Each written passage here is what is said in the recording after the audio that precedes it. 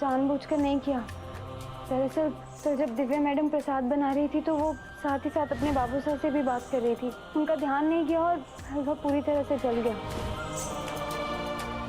उनकी पहली रसोई और शांति पास में कोई विघ्न आए, फिर मैंने अपने बनाए हुए हलवे में उनके बनाए हुए प्रसाद का थोड़ा सा हिस्सा मिला दिया।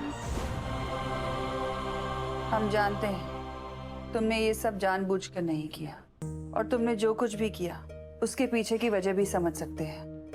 और हम ये भी जानते हैं कि तुम कभी भी कोई काम गलत इरादे के साथ नहीं कर सकती। आखिर तुम में हनुमंत के संस्कार जो है, पर हमेशा सिर्फ अच्छी नियत काफी नहीं होती। कभी कभी एक छोटी सी चिंगारी भी अग्निकांड की वजह बन सकती है। इसलिए कभी कुछ ऐसा मत करना जिसकी वजह से तुम्हारे बाबूसा का सर शर्मिंदगी से झुके। हमने अपने बच्चों को भी यही सिखाया है। आइंदा ऐसा मत करना।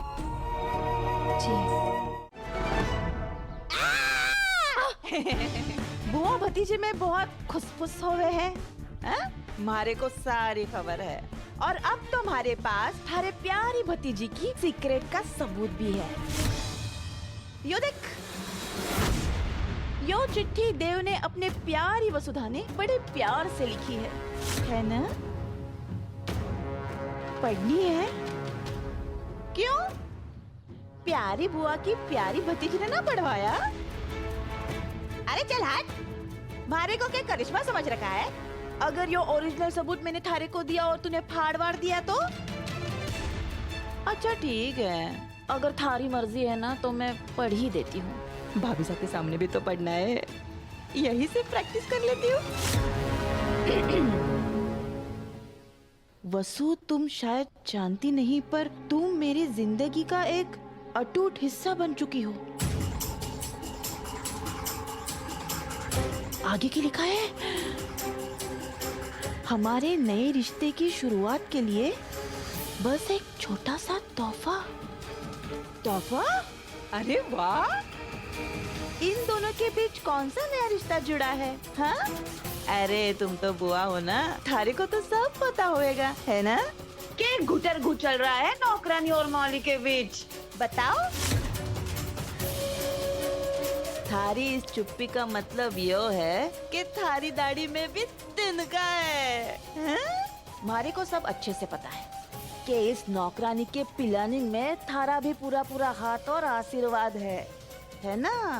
वैसे प्लानिंग तो एकदम बढ़िया है। हाँ, सीधे घर के वारिस ने फंसा दो, बाकी सब तो हो ही जाएगा, हैं? छोटी भाभी, वसु की तरफ से मैं आपसे हाथ जोड़ के माफी मांगती हूँ। जरूर कोई गलत फहमी हुई होगी।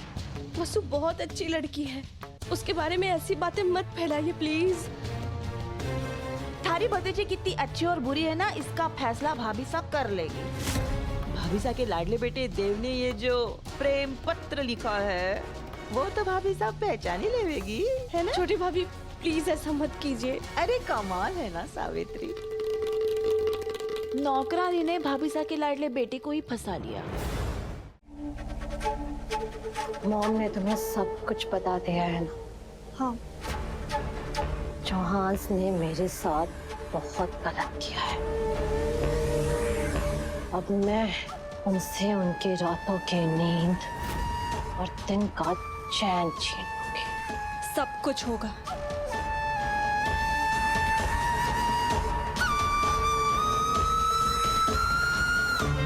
उससे पहले तुम्हें यहाँ से बाहर निकालना है। मुझे फर्क नहीं पड़ता मैं कहाँ और कैसे हूँ। मुझे उन चौहान को बस सबक सिखाना है, एक एक थप्पड़ का बदला लेना है मुझे, जो सिर्फ तुम कर सकती हो। तुम मेरी ट्रम्प कार्ड हो, मेरे हुक्म का इक्का। मैं जानती हूँ तुम मेरे लिए परेशान हो, पर एक बार उस चौहान को मिट्टी में मिला दो, मेरे कलेजे को बहुत ठंडक पहुंचेगी।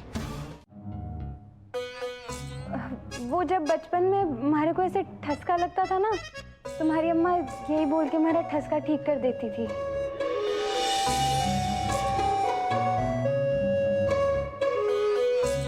ठीक हो चंद्रिका? हाँ, हम ठीक है। हो ना हो भाभी साने कोई दुश्मन याद कर रहा है। कोई प्यार करने वाला भी कर सकता है, इसका जैसा दिमाग उसकी वैसी सोच। कल ही हम एस फाउंडेशन का काम लेकर बैठे थे, पक्का सूर्य भाई साहब हमें याद कर रहे होंगे, तभी हमें ठसका लगा। जानते हो बच्चों, हर साल हम एस फाउंडेशन के नाम से अनाथालय को डोनेशन दिया करते हैं। कल हमने अनाथालय के मैनेजमेंट को घर पर बुलाया है, क्योंकि हम चाहते हैं कि इस साल हम डोनेशंस एस फाउंडेशन के नाम से नहीं, बल्कि सूर्य फाउंडेशन के नाम से पूरे हक से दें। बिल्कुल सही कहा। इतने सालों से जिसके नाम से हम पुण्य कमा रहे थे, अब उसी का पुण्य प्रताप पूरे उदयपुर में फैलना चाहिए। और हम ये भी चाहते हैं कि जब ये कार्यक्रम हो तो दिव्या हमारे साथ रहे। देवर साहब, प्रेस कॉन्फ्रेंस का इंतजाम कीजिए। इसी बहाने मीडिया के सामने हम शान से अपनी बहू का परिचय करवाएंगे। जी भाभी साहब, हो जाएगा। पूरा उदयपुर देखेगा कि हमें कितनी अच्छी बहू मिली है। और नहीं तो क्या। अरे भाई, पूरा उदयपुर बेताब है ये जानने के लिए, है ना? सावित्री, वसुधा, तुम दोनों को मेहमानों का ध्यान रखना है। जी दीदी। देवर साहब, मिस्टर जय सिंह से नेक्स्ट मीटिंग कब है? जी अभी 1 घंटे के बाद। अच्छी बात है। यो कोई नया प्रोजेक्ट है क्या? सब कुछ बताना जरूरी नहीं है, कॉन्फिडेंशियल है। कॉन्फिडेंशियल?